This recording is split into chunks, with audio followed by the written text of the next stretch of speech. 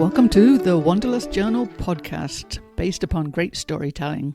We'll be sharing adventures, recommendations, and tips for the aspiring writer. I'm your host, Sarah Leamy. I am a wanderer since I was a teenager, hitching across France. I usually travel alone with dogs and in various vehicles. I'm the author of Van Life, Bring a Chainsaw, and numerous others. And I have a master's degree in writing and publishing, so you are in good hands today. If you'd like to hear more, simply subscribe, stick around, and we'll take you around the world. Why, hello. Today I wanted to talk more about traveling to Mexico, to Baja specifically, Baja, California, with dogs. So I'm going to put some links in the notes below, but I'm going to start off by talking about what you need to come across.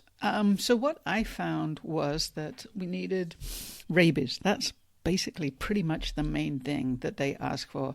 And so they asked, when I came across, they actually didn't ask for anything, but I heard and I've read and done the research that pretty much it's just the state side, that when we come back north, if you're driving through the states with your dogs, you might be asked to provide the rabies certificate. Everything else that used to need a bill of health from a vet that was less than 30 days old, but that's actually changed in the last year, since I think 2022. I did, for mine, I made sure I had all my recent records with me. I got the various other shots that they'd had, all the proof of rabies. I had their heartworm meds for 6 months too. And for Billy, the youngster at the time, the first time I came over, she was only 1, I brought a Marco Polo tracking device.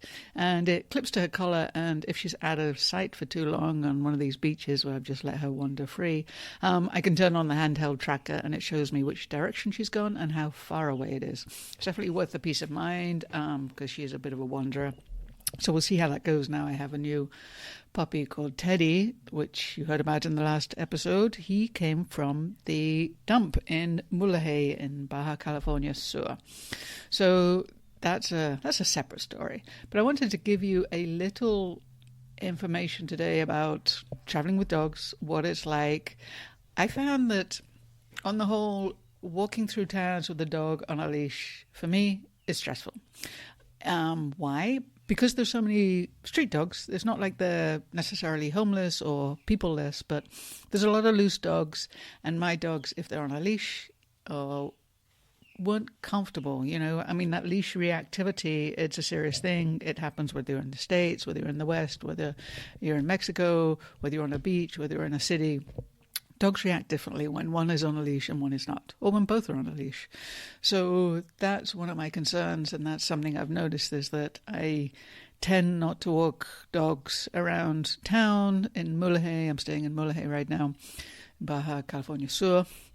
And so I tend not to take Billy with me, or Billy and Teddy now. I tend not to take the dogs on the leashes with me into town. The stress and the management for me isn't worth it, but I do see a lot of gringos and expats do. Some have their dogs off leash, some who, those dogs I guess are much better trained than mine are and come when told, and not reactive. But I tend to bring my dogs with me on walks, down arroyos, on the beaches, in the hills, around where I live, along the river, and do that. And I tend to let them free roam when we're on the beaches, depending on who's around. I mean, I don't assume it's safe. And also when I see people, like yesterday, about a mile away from me is the lighthouse. It's the end of the road. There's beaches, rocky beaches. It's not like the prettiest of hangout Baja of Conception beaches, but it's a nice beach to walk around. You can walk around the lighthouse when the tide is out. So I'm walking there with Billy and Teddy. They're off leash. I'm just having my little soda, enjoying their super calm afternoon after a week of windy weather. And I come around the corner and I see there's another couple of travelers, tourists with a little dog who's off leash. And so I just called out to them and let them know that I had 2 dogs. They were friendly, but if they wanted, I could put my dogs on the leash. And it all worked out well, but they made a point of thanking me for giving them a heads up, for giving them a choice. And I appreciate that myself when I bump into someone or come across someone.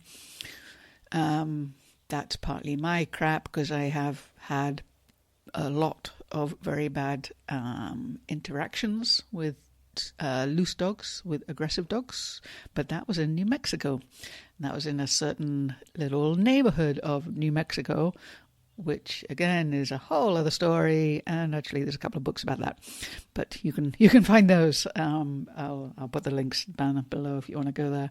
But so I tend to react, I think, more than many people. It's something I'm working on, and I realized that given my history and all the crap that happened to me for 8 to 10 years, actually longer, with living near very aggressive dogs who attacked me and mine, that I have that trigger, I have that instinct that it's going to go south really quickly, and it's not. I mean, reality is, since then, I left 3 years ago now, and even then, it's like, how many times aside from that situation have I come across killer dogs? Rarely. I've come across ones that are kind of shitty and owners that are kind of shitty, to be honest. Both being, alphas, I'll do what I want when I want and put you down, but not killer dogs. So I have to tell myself that even if there's a scuffle, even if someone's yelping and trying to get away, as long as my dogs can get away, as long as the fight doesn't escalate and it's not a pack on one dog and it just, they all get each other overexcited. But I have to tell myself, if someone's just coming up or a couple of dogs are just running up towards us, it's probably going to be okay. Mine are super submissive. They'll be like, okay, Billy up. And if they don't, Billy's really fast, so Billy can get away. And Teddy is so submissive. He has no reactivity in him. So I have to tell myself that. So I guess my thing, I'm telling you all of this, is that be aware. There's lots of loose dogs wandering around. That's part of the charm, right? And they're all going to be fine. It's just me and my issues, and also the reality of gringo dogs on leashes and local dogs, whether Mexican or whether expats or tourist dogs, off leashes, and that dynamic. So I want to talk a little bit about that for you. I did also want to spread a little thing. I used to have a website called Dirt Roads and Dogs, and it was all about exploring the States with 2 dogs and with my cat Stevie in the van. I sort of let it go, but there is a link on my website on sarahleamy.com. If you look under writing, it does take you to most of the posts. But there was one post about lost and found, what to do when you lose your dog. And so I'm going to just read from that a little bit because it has some good hints and some good suggestions for what to do if you are traveling like we do, with our dogs like we do, and something goes wrong, or even when it happens at home.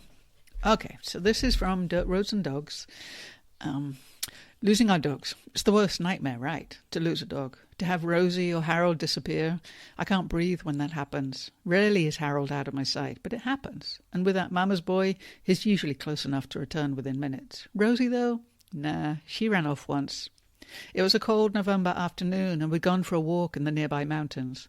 Up to the crest and looking over to the Hemes in the far distance. We scrambled through the cactus and rocks. It was incredible, worth puffing and panting. With the sun dropping down toward the sandias and the temperature following along for a ride, I headed back downhill, a whistle followed by a jangle of dog tags. I didn't worry.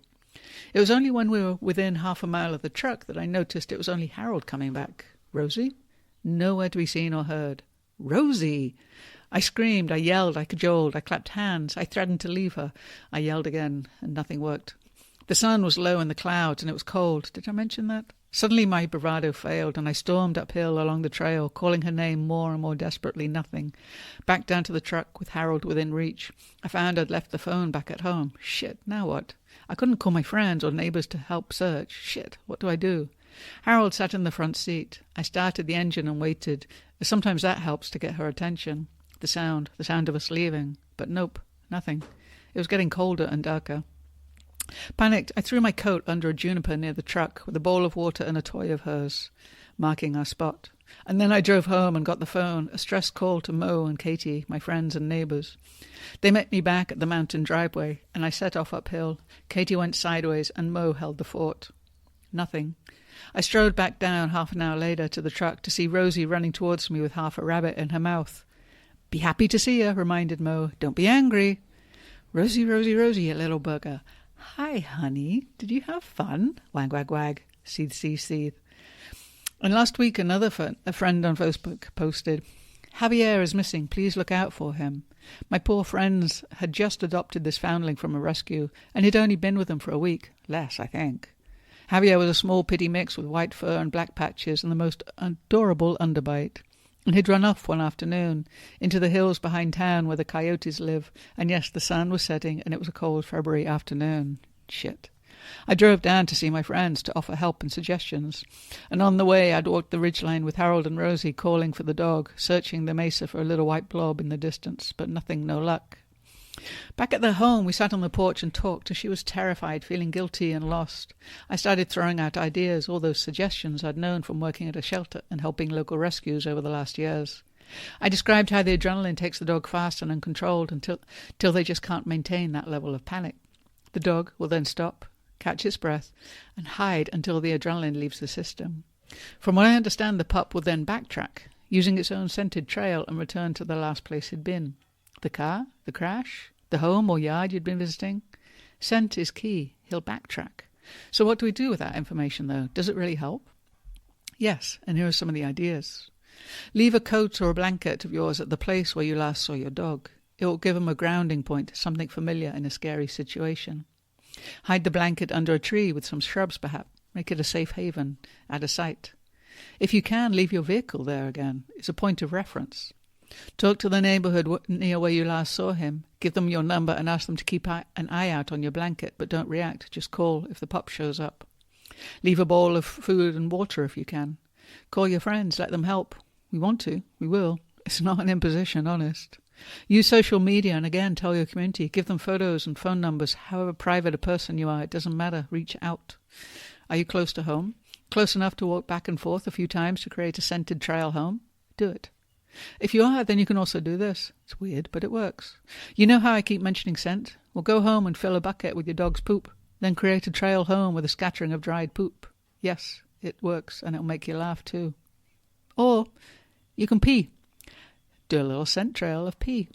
And leave the gate to your yard propped open, a blanket and bowl of food and another of water outside, just in case you finally do fall asleep. And all talked out with my heartbroken friends, I headed home. It was a full moon, an evening of coyotes yipping across town, and I knew my friends wouldn't be able to sleep well. We'd done what we could. We waited. I made coffee at home in the morning and then checked my phone. Javier was home. He'd eaten all the food on the porch and let himself into their studio. He was tired, safe, and in one piece, with paws full of cacti spines. Javier was home. So there you go. I hope that helps. It's true, all these things that you can do, scent being the main one, but staying there, leaving paths, reaching out. Social media these days is pretty huge, so use what you can. The other thing I wanted to talk about was how traveling down here in Baja, specifically for me anyways, I was traveling with Harold, who was 11 or 12 at the time, and he had some pretty major health issues. And I was terrified about finding vets. I was terrified, and for good reason, because we did have some episodes where his health would just crash, and what the hell would I do? Again, I reached out. In the campgrounds, I had people all around. We all get to know each other, right? Whether we're cramped in close or whether we're more separated on a beach, but we all get to know each other to a certain extent, however private we are. And people helped me to the point where now, 2 winters later, this couple just came through where I am in Mulegé, and they saw me and they remembered Harold, and they remembered helping me with Harold when Harold had a turn. And one of the things was that before I came down, I started looking up vets.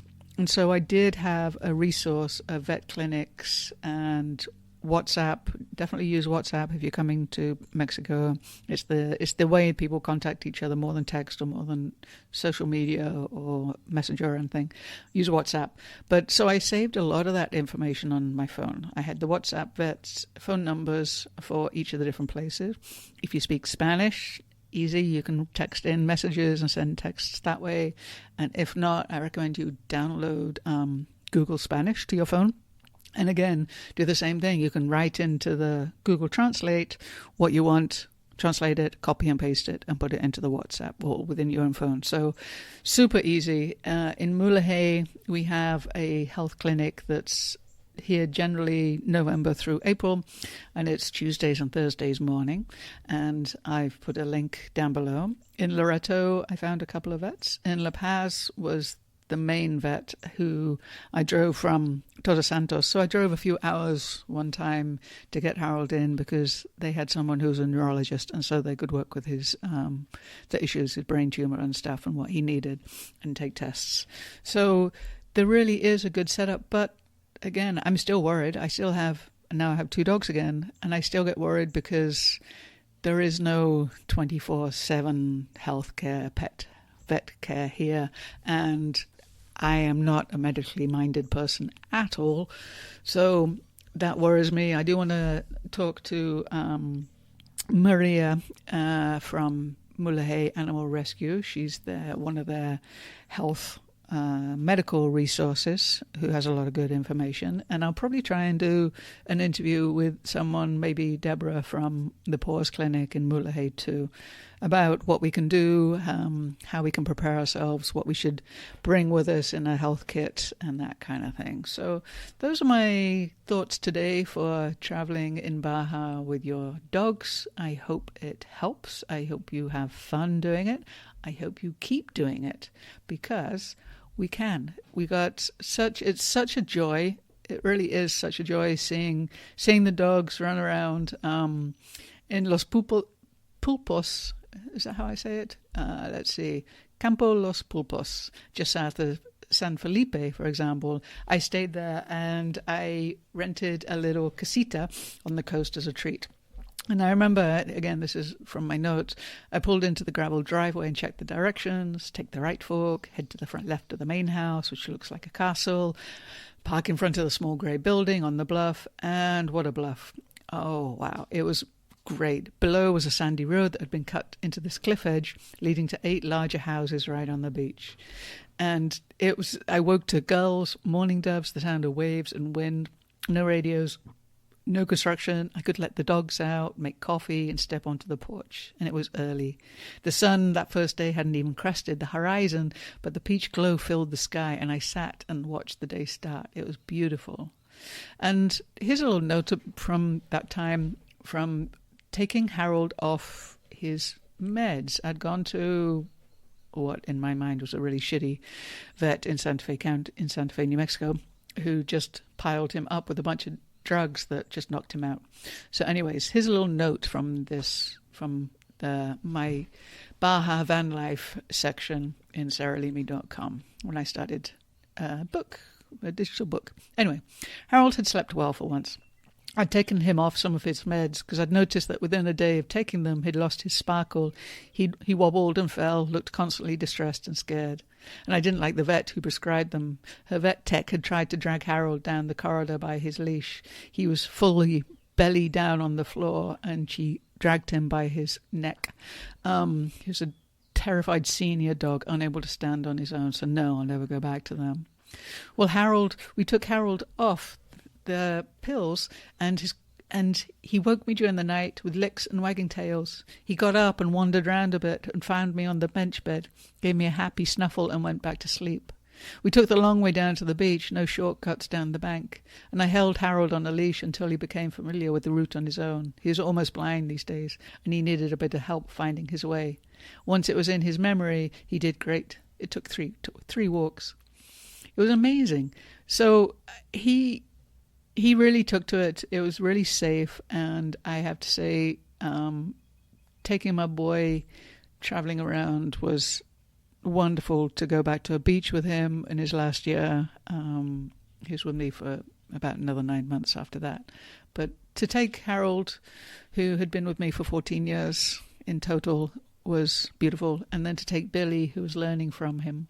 And now, 2 years later, we have little Teddy, who reminds me so much of Harold, that sweet sweet dopey big boy, just the gentle heart, the lovely energy, and yeah. So now Billy is the big sister teaching him, and I think it's going well. So anyways, that's it for today. Lost and found, what to do when you lose your dog, what to bring paperwork-wise and health-wise into Baja, and a couple of little stories for you. And also, next time, we'll get back to the update on Mulahay Animal Rescue, and also I will give you information on what the vets and vet techs recommend we bring for our own safety, and what things we can do for ourselves if there are any medical emergencies in Baja, California with our dogs. So thank you very much for listening. I really appreciate you all sticking around. I'll talk to you again soon. Bye. Thank you for listening today. If you would like to find out more, just read the notes below and you'll find a bunch of links. And also you can just go to sarahleamy.com, leamy.com, to find our links for my books, for blogs, for anything and everything travel related, dog related, and grasping at a wonderful life. So have fun, explore more, get out there, enjoy, be well. Bye.